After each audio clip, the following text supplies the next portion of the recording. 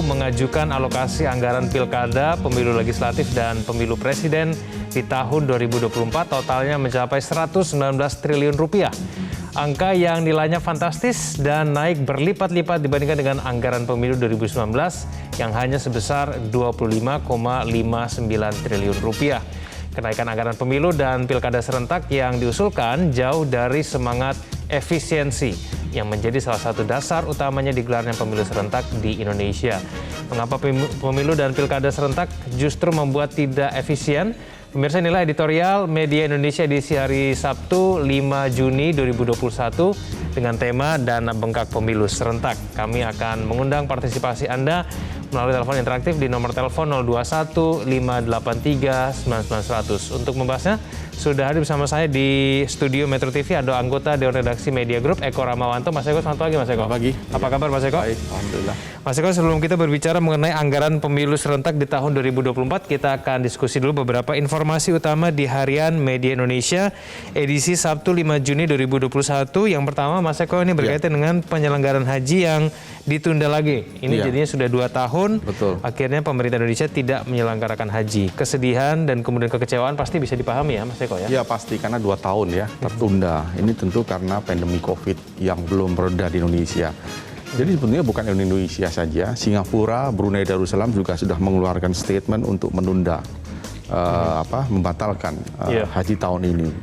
Amat mungkin kemudian akan disusul Malaysia, ya kan kalau Malaysia sekarang lockdown. Jadi mungkin Malaysia juga akan melakukan hal yang sama.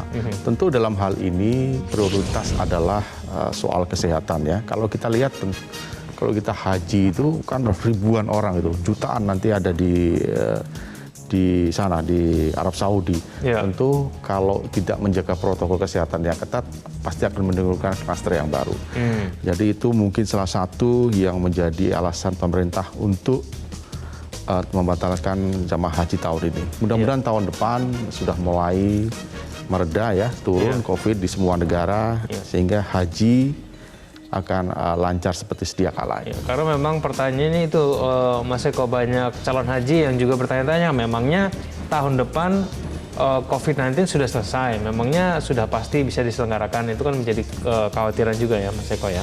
Iya pasti. Baik, kita ke halaman kedua Mas Eko untuk melihat headline kita lainnya di Harian Media Indonesia. Ini berkaitan dengan teroris KKB Papua yang semakin brutal, Mas Eko, di mana kemudian ada 5 orang dari satu keluarga kepala desa Nipurlema menjadi korban teranyar. Ini lagi-lagi warga sipil yang menjadi korban dari keganasan kelompok kriminal bersenjata yang sudah dilabeli teroris. Mas Eko, bagaimana? Ya, ini kan sebetulnya bukan pertama kali ya, beberapa kali malah sebelumnya penembakan kepada warga sipil di distrik Omukia, Kabupaten Puncak Jaya. Ini juga pernah. Kemudian di beberapa hari yang lalu juga ada sempat ada melakukan pembakaran, pembunuhan, pemerkosaan setidaknya kepada 4 warga ya.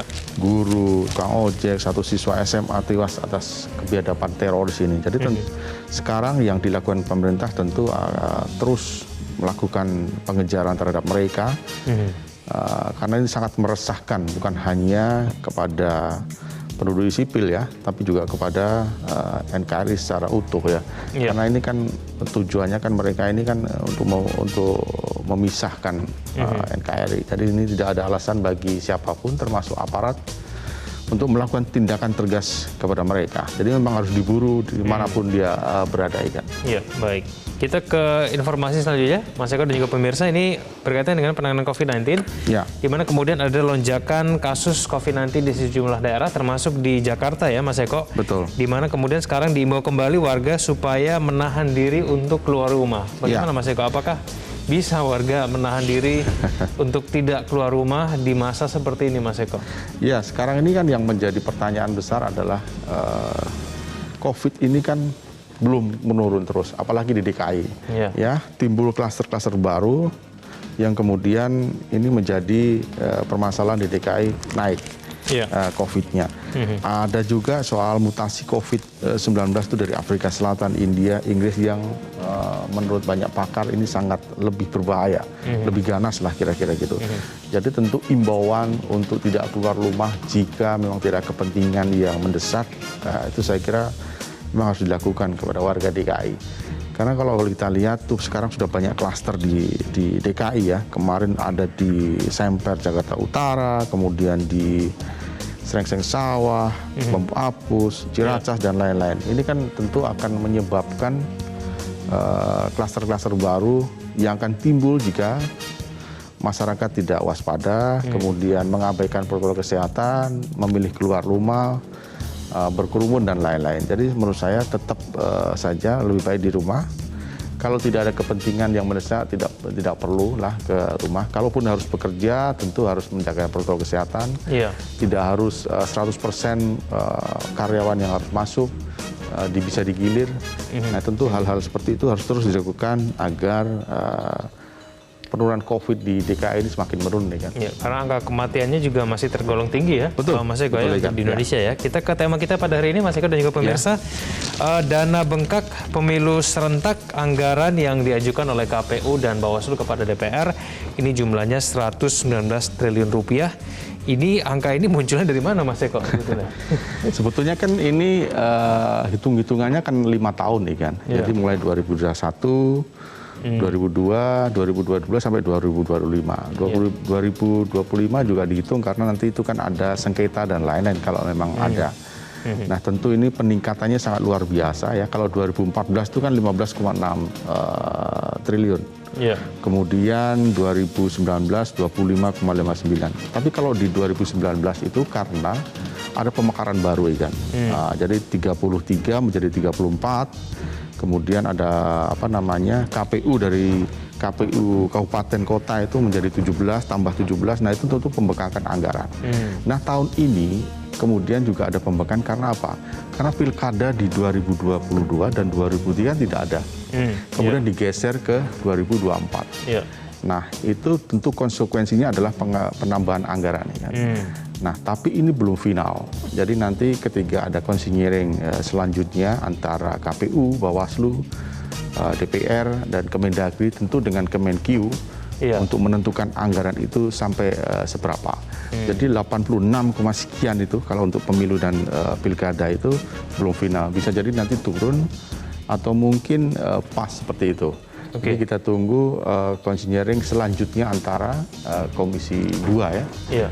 Kemendagri, Kemenkyu mungkin nanti kalau soal anggaran KPU Bawaslu kan. Ya, tapi kalau kita ingat-ingat beberapa tahun yang lalu, Mas Eko, pada saat kita masih berdebat apakah pemilu itu sebaiknya dilakukan serentak atau tidak, pada waktu itu memang salah satu argumentasinya adalah kenapa harus melakukan pemilu serentak supaya lebih ngirit gitu. Betul. Nah, tapi kenyataannya melihat anggaran yang diajukan oleh KPU dan Bawaslu ini nggak ada ngirit-ngiritnya, malah lebih boros gitu, Mas Eko, bagaimana?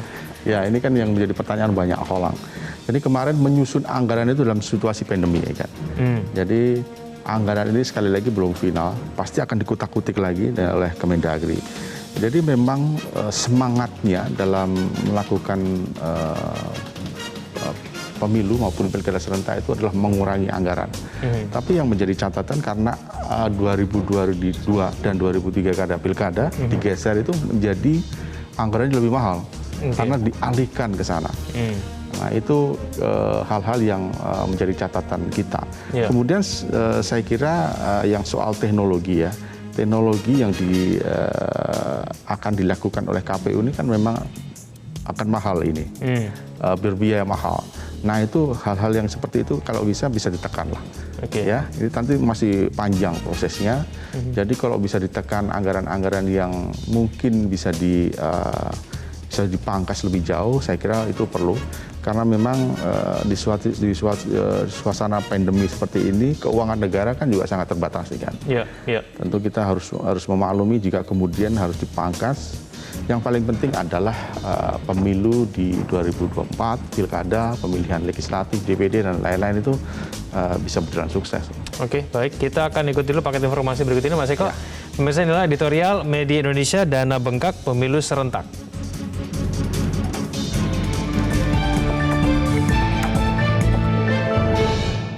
Dana bengkak pemilu serentak.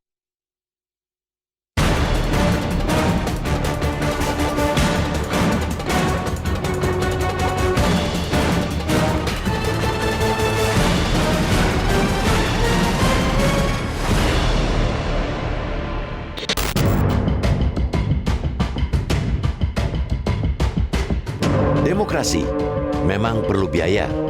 Tetapi, haruskah ongkos pemilihan umum mencapai 119 triliun rupiah? Haruskah biaya penyelenggaraan demokrasi semahal itu? Jumlah itu adalah biaya yang diajukan penyelenggara dan pengawas pemilu dalam rapat kerja Komisi 2 DPR dengan KPU dan Bawaslu yang diselenggarakan pada Kamis 3 Juni lalu. Ketua KPU Ilham Saputra mengusulkan anggaran untuk pemilu legislatif dan pemilihan presiden yang dilakukan serentak pada 28 Februari 2024 sebesar 86,265 triliun rupiah.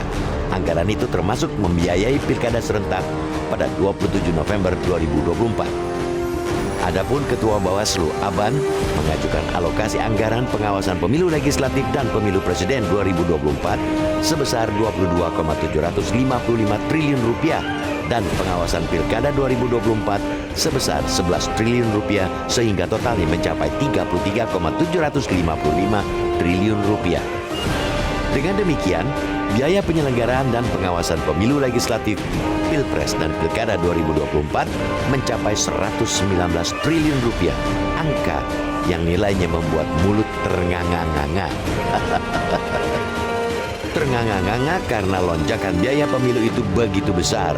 Naiknya berlipat-lipat dari anggaran pemilu 2019 sebesar 25,59 triliun rupiah. Padahal anggaran pemilu 2019 itu naik 61% dari pemilu 2014 sebesar 15,62 triliun rupiah. Penyelenggara dan pengawas pemilu harus menjelaskan secara terbuka masalah anggaran ini kepada publik. Bukankah pemilu dan pilkada serentak semangatnya untuk efisiensi anggaran? Mengapa keserentakan pemilu dan pilkada malah membengkakkan anggaran? Pemilu dan pilkada serentak mestinya bisa menghemat anggaran karena ada beberapa hal yang bisa diefisienkan, antara lain penggunaan kotak suara, dokumen surat menyurat, formulir, dan surat suara. Jika penyelenggara dan pengawas pemilu sedikit cerdas menyusun anggaran, niscaya akan berimbas pada pengurangan kebutuhan logistik dan berujung pada efisiensi anggaran. Harus tegas dikatakan bahwa kenaikan anggaran pemilu dan pilkada serentak itu jauh dari semangat efisiensi yang menjadi salah satu dasar utama digelarnya pemilu serentak di Indonesia, yakni untuk menekan ongkos sosial, politik, maupun ekonomi. Apalagi alasan utama digelarnya pilkada serentak di negeri ini berangkat dari gagasan menghemat anggaran daerah dan mampu meminimalisasi konflik atau sengketa pasca pilkada. Alasan itu sama sekali tidak tercermin dalam penyusunan anggaran. Jujur diakui, ongkos penyelenggaraan pemilu dan pilkada selalu meningkat seiring berbagai kebutuhan yang diperlukan, baik sumber daya manusia maupun teknologinya. Kita pun maklum, proses demokrasi pada 2024 harus terus berjalan meskipun perekonomian terimbas dampak pandemi COVID-19. Namun, dua sisi itu harus seimbang. Oleh karena itu, pemerintah tidak boleh abai dengan upaya efisiensi anggaran dalam penyelenggaraan pesta demokrasi di tengah situasi sulit pandemi COVID-19. Anggaran yang disusun KPU dan Bawaslu itu sama sekali tidak mempertimbangkan dampak pandemi. Mumpung pemilu dan pilkada serentak belum di depan mata, oleh karena itu masih ada waktu untuk mengingatkan KPU dan Bawaslu agar transparan dalam mengajukan anggaran. Eloknya, penyelenggara dan pengawas pemilu mengajukan anggaran yang rasional sesuai kemampuan untuk menggunakannya. Penyerapan anggaran masih menjadi masalah. Sejauh ini, KPU baru mampu menyerap 37% dan Bawaslu sebesar 31,85% dari tahun anggaran berjalan. Dana bengkak pemilu serentak hanya membuka peluang korupsi.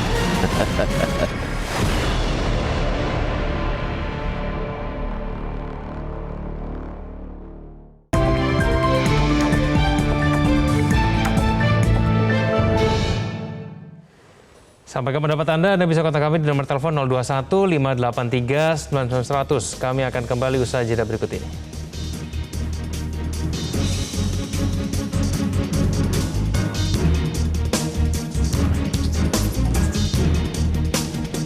Anggaran fantastis untuk Pilkada serentak, pemilu legislatif dan pemilu presiden tahun 2024 yang diusulkan KPU dan Bawaslu di tengah situasi pandemi pada saat ini bisa menjadi peluang disalahgunakan. Melalui sambungan telepon, kita telah terhubung dengan anggota Dewan Pembina Perludem, Titi Anggraini. Mbak Titi, selamat pagi. Selamat pagi, Mas Egan. Ya. Baik, Mbak Titi, dari KPU mengajukan anggaran sebanyak 86 triliun, dari Bawaslu sebanyak 33 triliun, sehingga kemudian total anggaran kita untuk pemilu serentak 2024 itu 119 triliun rupiah, kurang lebih. Ya. Masuk akal, Mbak Titi? Ya, pertama anggaran ini bukan hanya untuk 1 tahun ya, tetapi anggaran untuk beberapa tahun persiapan penyelenggaraan pemilu 2024. Karena pemilu 2024 akibat tidak ada perubahan undang-undang itu harus diselenggarakan sama dengan pemilu 2019.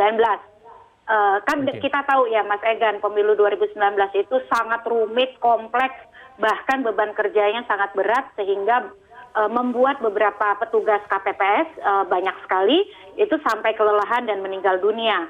Nah, KPU mengambil keputusan untuk memperpanjang tahapan dimulai 25 bulan sebelum hari pemungutan suara. Artinya Maret 2022 sudah mulai tahapan.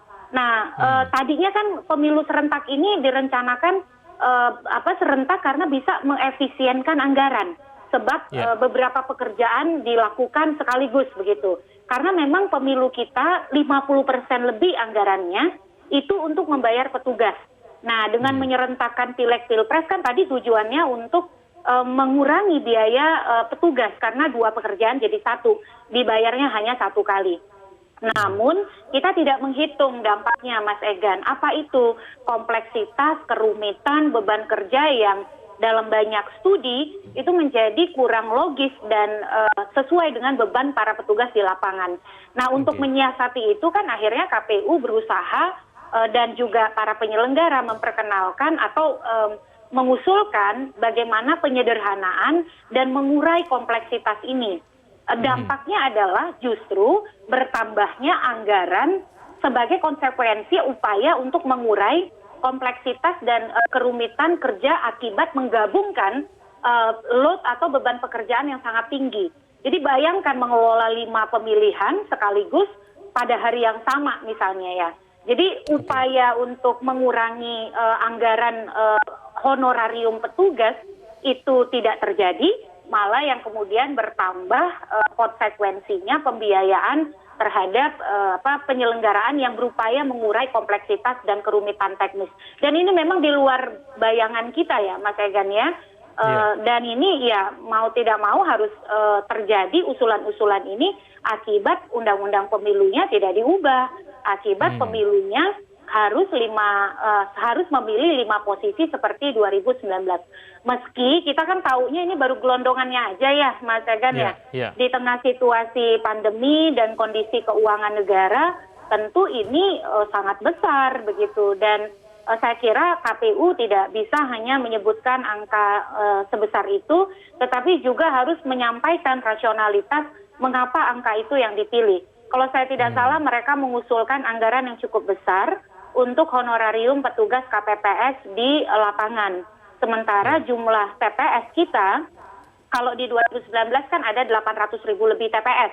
Nah ini kemungkinan akan bertambah nih Mas Egan, karena mungkin akan ada kebijakan untuk menata ulang TPS sehingga jumlah pemilihnya lebih sedikit begitu. Kalau jumlah pemilihnya lebih sedikit artinya TPS tambah banyak. Kalau honorariumnya ditinggikan berarti kan biayanya juga akan semakin besar begitu. Baik, terakhir Mbak Titi, berarti kesimpulannya adalah kalau kita menginginkan pemilu serentak, mengefisienkan anggaran, mengiritkan anggaran itu tidak akan terjadi. Kalau modelnya masih seperti pemilu 2019, kita tidak akan pernah mendapatkan tujuan efektivitas dan efisiensi anggaran. Bahkan kita dapat bonus, tanda kutip ya, bonusnya adalah kerumitan dan kompleksitas penyelenggaraan yang akan sangat membebani petugas, pemilih, dan juga peserta pemilihan, Mas Egan. Oke, Mbak Titi Anggraini, terima kasih telah bergabung sama kami di Editorial Media Indonesia. Selamat pagi, Mbak Titi. Bisa jangan kemana-mana, Editorial Media Indonesia akan kembali usai jeda berikut ini.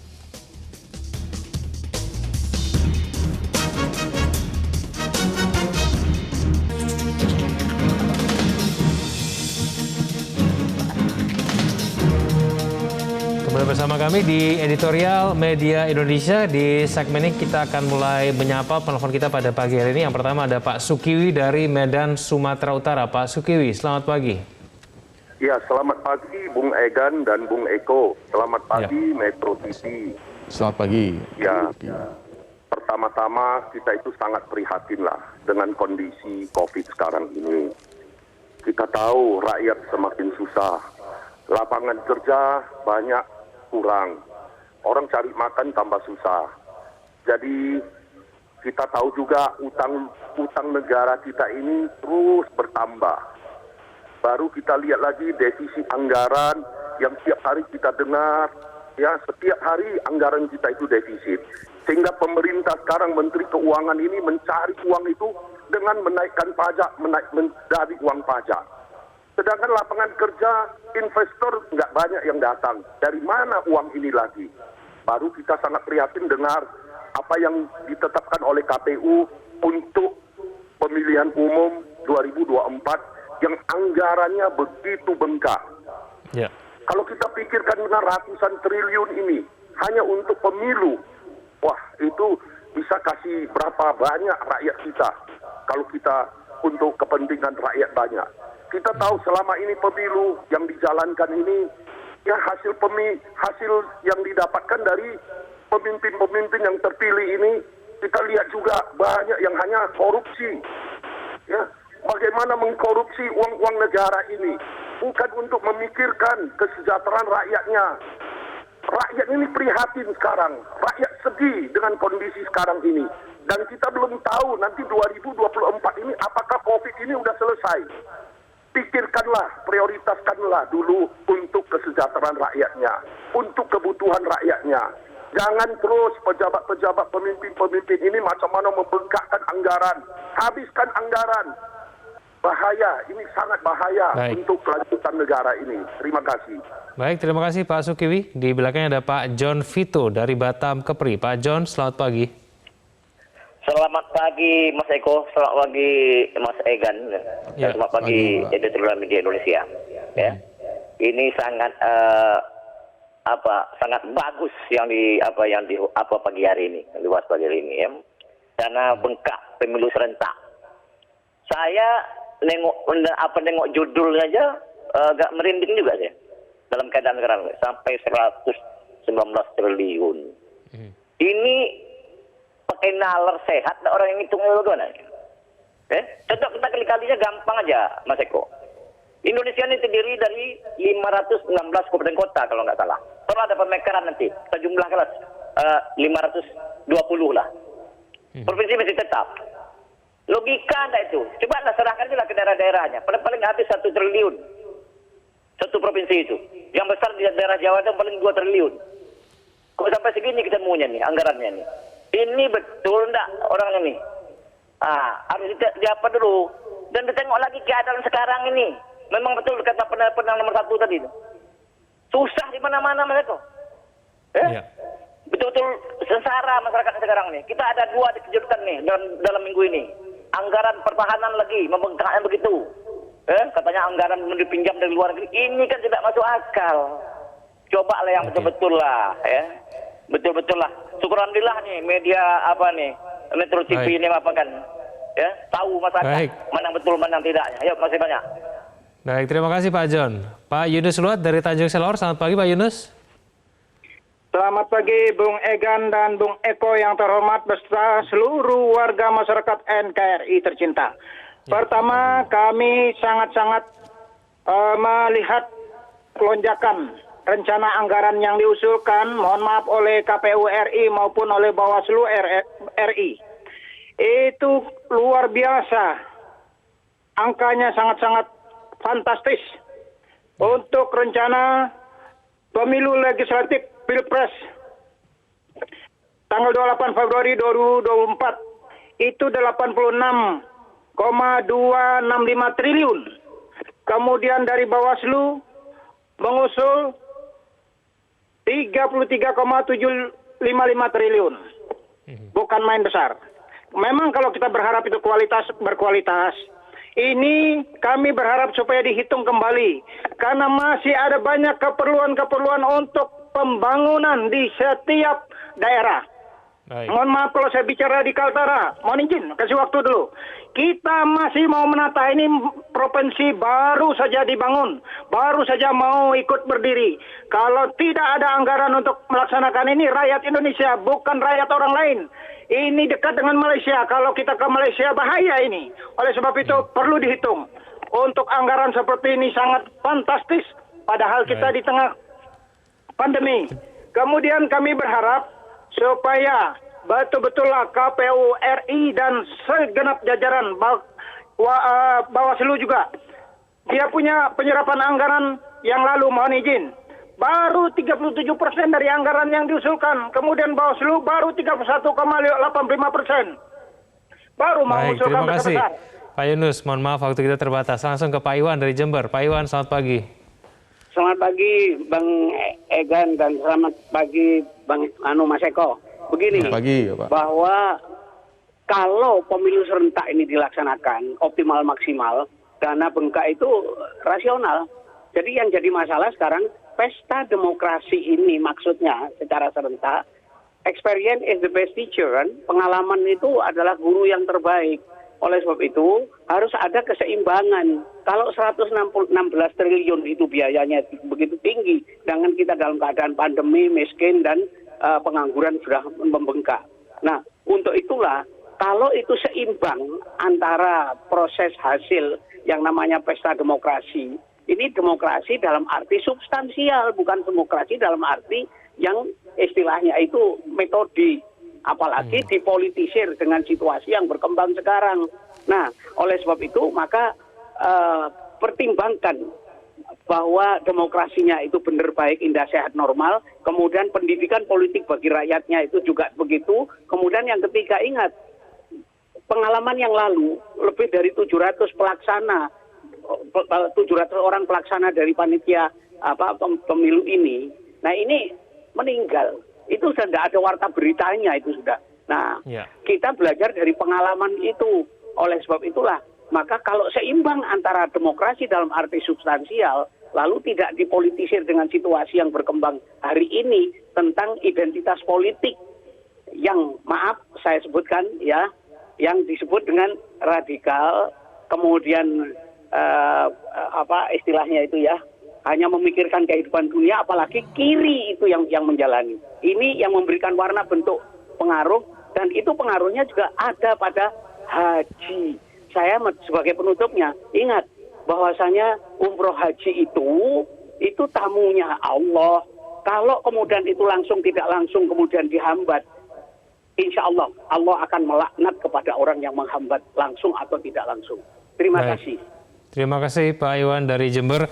Sebelum kita jeda, Mas Eko, kita diskusi sedikit. Tampaknya memang masih banyak yang mengatakan bahwa ada banyak keperluan lain sebetulnya yang perlu mendapatkan perhatian anggaran kita di luar dari pesta demokrasi.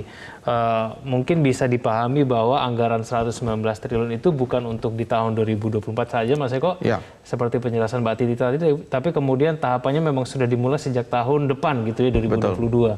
Tapi kalau mencapai angka 119 triliun itu tetap mengundang pertanyaan begitu ya, dan ada dugaan wah jangan-jangan memang ini rencana untuk melakukan markup anggaran jadi bisa dikorupsi begitu. Nah, bagaimana Bang? Ya memang kalau kita melihat lonjakan dari mulai 2014, 2019, kemudian 2024 itu kan grafiknya naik terus. Nah yang untuk 2024 memang sangat fantastis kalau kita melihat angkanya yang mencapai ratusan triliun tadi. Tapi kita harus juga pahami bahwa anggaran ini untuk 5 tahun ya, dari mulai 2021 sampai 2025. Kemudian juga ada tidak hanya pilkada di 2022 dan 2023 yang digeser di 2024. Pasti anggarannya akan melebihi seperti di 2019, pasti akan lebih. Nah tentu itu yang harus dijelaskan lebih dalam ya kepada KPU. Jangan sampai kemudian ada timbul pertanyaan-pertanyaan yang kemudian seakan-akan mendiskreditkan KPU dan Bawaslu. Anggaran ini, saya kira anggaran ini juga belum final yang saya sebutkan tadi. Pasti akan dikoreksi juga oleh Kementerian Keuangan apakah ini realistis atau tidak. Jadi kalaupun nanti dikoreksi tentu pasti akan juga sudah melihat kebutuhan dari KPU dan Bawaslu untuk 5 tahun ke depan. Jadi bukan hanya, kalau menurut saya bukan hanya soal anggaran saja, Egan, tapi banyak hal yang harus dijelaskan di sini, kemudian dipecahkan bersama. Saya ambil contoh misalnya begini.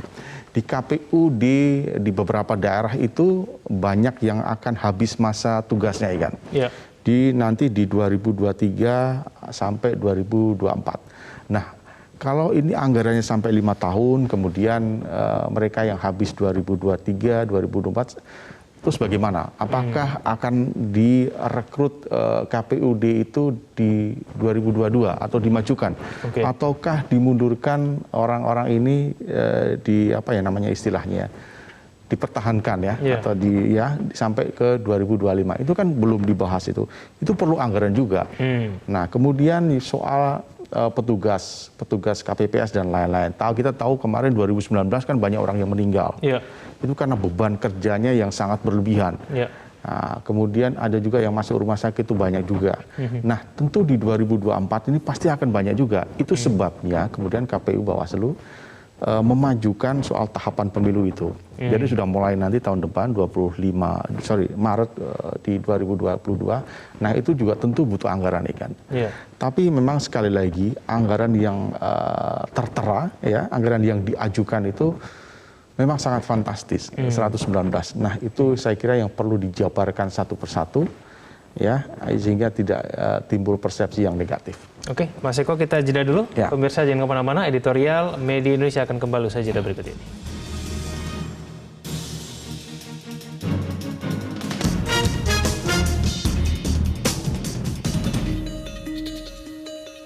Kembali bersama kami di editorial Media Indonesia. Mas Eko, mungkin sekarang yang diperlukan oleh masyarakat adalah transparansi, Mas Eko, ya. Paling tidak kalau misalnya memang mau anggarannya 119 dan anggarannya itu untuk 5 tahun, tapi mungkin masyarakat itu lebih menginginkan di breakdown lagi, lebih detail lagi, ditunjukkan begitu loh kepada masyarakat apa sebetulnya yang membuat anggaran ini betul-betul membengkak, supaya masyarakat itu tahu betul bahwa memang anggaran 119 ini bukan nanti ujung-ujungnya bakal dikorupsi begitu loh, Mas Eko. Bagaimana? Ya, kalau kita melihat kemarin dalam konsinyering pertama antara KPU, Bawaslu, kemudian Komisi 2, Kemendagri, di DPR, itu memang sudah dimunculkan anggaran ini.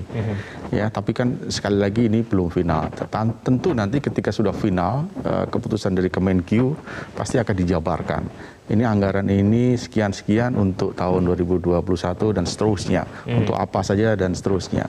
Tentu jangan sampai kemudian anggaran yang begitu besar itu disalahgunakan. Tentu pasti KPK akan melototi, ya. Ini anggaran yang sangat fantastis tentu.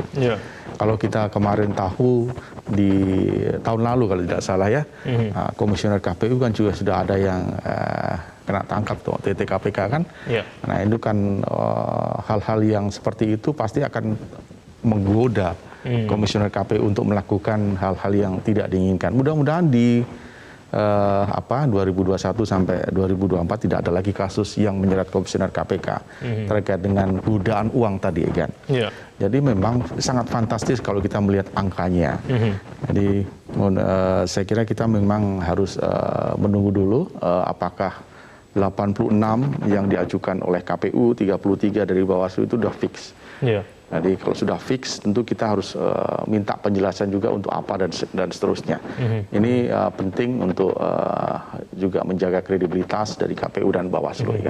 Soalnya kalau kita bicara dengan anggaran tahun 2019 saja yang sudah yang jauh lebih rendah dibandingkan 119 itu dikorupsi, apalagi kemudian dengan anggaran 119. Mas Eko, tapi pertanyaan gini, Mas, kalau misalnya nanti tahun 2024 begitu ya, kita harapannya adalah kita memiliki teknologi yang lebih baik begitu ya.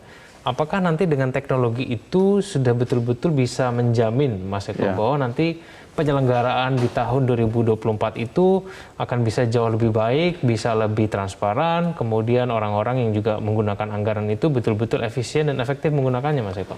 Ya, saya ingin menarik ke belakang dulu, kan. Dulu di sebelum tahun 2014 komisioner KPU juga pernah ada yang kemudian terjerat korupsi kan. Itu terkait dengan kertas suara dan lain-lain kemudian dipenjara. Kita tahu waktu itu beberapa tahun yang lalu.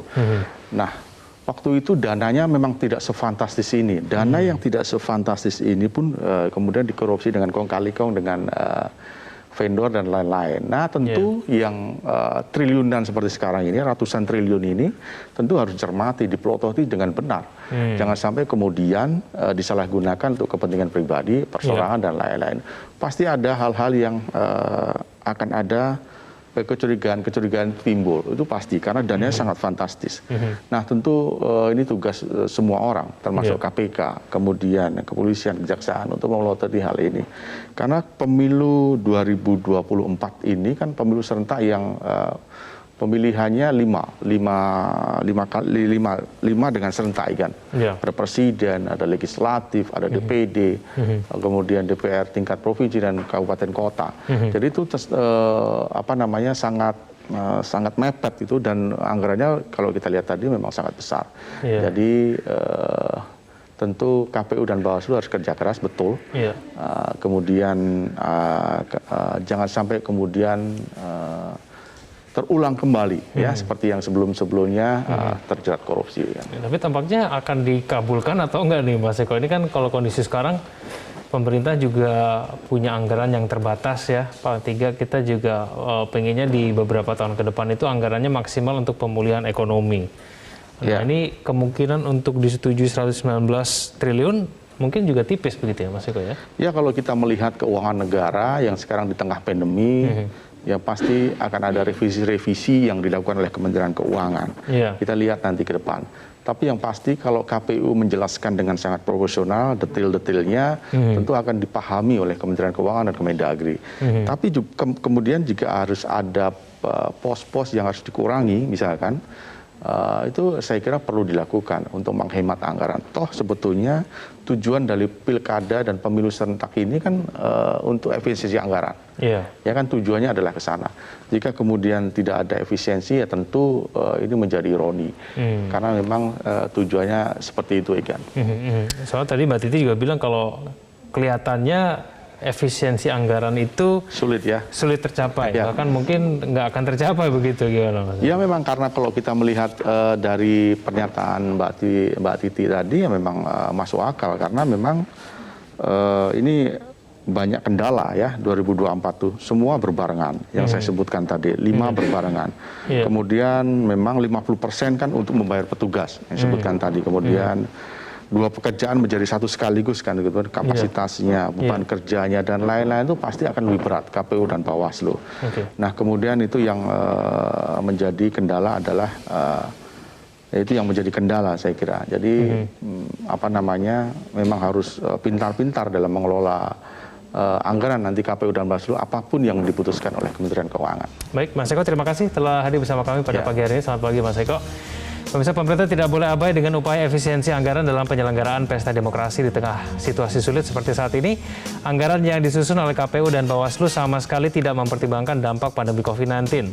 Masih ada waktu untuk mengingatkan KPU dan Bawaslu agar transparan dalam mengajukan anggaran. Dana besar pemilu serentak hanya membuka peluang untuk korupsi. Terima kasih Anda telah menyaksikan Editorial Media Indonesia. Selamat pagi.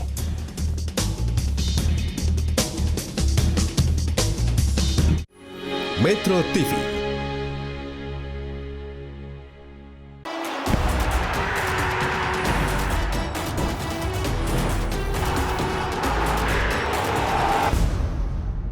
TV Polytron semakin menggelegar.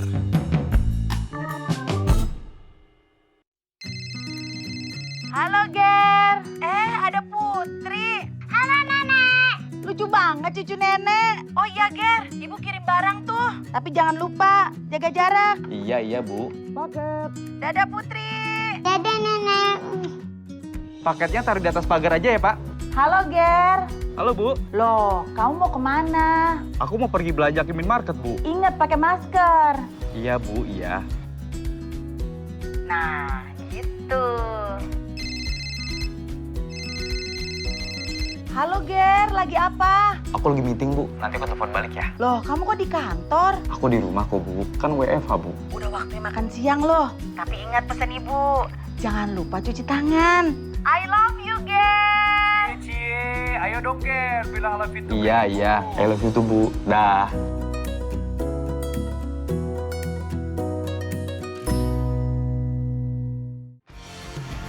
Journey kembali menayangkan pendakian tim ekspedisi Kartens Polwan 2017 bersama tim Media Group di Pegunungan Jaya Wijaya, Papua. Berbagai tantangan dilalui, mulai dari medan yang sulit hingga cuaca buruk. Yang paling tertinggi adalah Kartens Piramid. Semua perjuangan terbayar saat melihat pesona salju abadi dan saat merah putih berkibar di puncak tertinggi Indonesia. Journey di Atap Negeri, bagian 2. Hari ini jam 10 pagi. Pancasila adalah sebagai dasar negara Indonesia. Kita bersyukur dengan kehadiran Pancasila, merupakan inspirasi yang mungkin ini divine knowledge ya. Tanpa Pancasila kita nggak tahu nasibnya Indonesia kayak apa. Tidak ada sebuah kesuksesan yang diraih dalam negara kecuali tetap melestarikan semangat menjalin persatuan. Khasanah Islam Persatuan Indonesia, besok jam 2 siang. Melihat Indonesia, tayang setiap minggu jam 8:30 pagi.